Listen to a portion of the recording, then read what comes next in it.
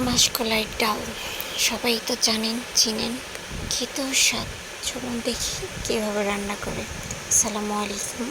আমি চলে এসেছি মাসকলাই ডাল রান্না করতে। চিংড়ি মাছ দিয়ে ঝোল দিয়ে মশলা দিয়ে কষিয়ে নিচ্ছি চিংড়ি মাছকে। অন্য সাইডে আমি মাসকলাই ডালকে পানি দিয়ে ঘুটে নিচ্ছি। চামচ দিয়ে নাড়া হয়, হাত দিয়ে নাড়া হয়। আমি এটা দিয়ে নাড়ছি যাতে অল্প সময় তাড়াতাড়ি এটা ঘোটা হয়ে যায়, নিচে তলা পেকে না থাকে। আমার তো যত ঝটপট কাজ করা হয় ততই ভালো। যাই হোক, ঘোটা শেষ, আমি রেখে দিলাম।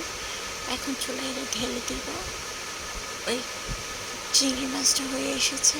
আস্তে আস্তে অল্প অল্প করে আমি গোলানো মাসকলাইর ডালটা এখানে ঢেলে দিচ্ছি।